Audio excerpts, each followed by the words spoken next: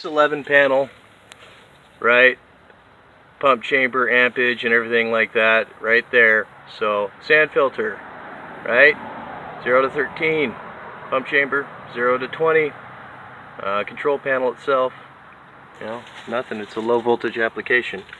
When I came out here, pump chamber was tripped. Sand filter was not tripped, but the control for the alarm kept tripping.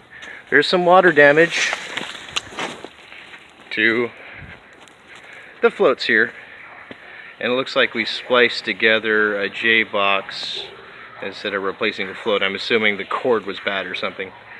There's the original J box. Either way, the pump runs. Obviously it was completely flooded. I got it back down to operation level, but it wouldn't explain why the sand filter kept screwing up, or the control panel kept tripping. I came in here just to check on it.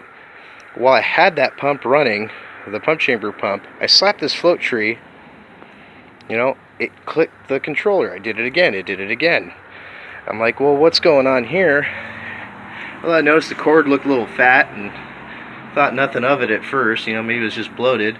But I don't know if you can see that. Looks like it's a N297. It's a 15 fucking amp, 15 amp pump. Just the starting ampage. It's got to have an amp master float on it. I do not believe this panel was built for that.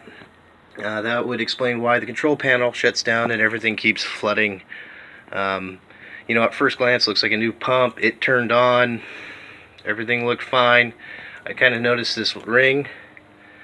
I think for sale of homes, maybe they had issues out in the field and they wanted it to pass. They put a bigger freaking pump in here than they were supposed to. I'm just taking a guess at that.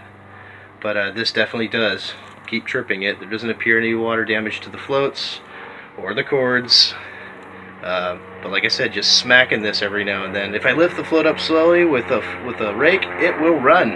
It will drain down. Whacking it real quick for some reason, it trips that control panel braking. So none of the wire nuts are toasted or anything. So pretty sure it's too big of a freaking pump. I don't think you can put it in a PS11. Other than that, the fact that the pump chamber was also tripped when I got here makes me think we should replace those floats as well. The timer float was not registering until I pulled the control panel fuse, which wasn't blown. Kind of thought maybe there was something that wasn't grounded right, or was water damage to the floats at first. And that might be an issue with the float. But that, I think, is the real culprit.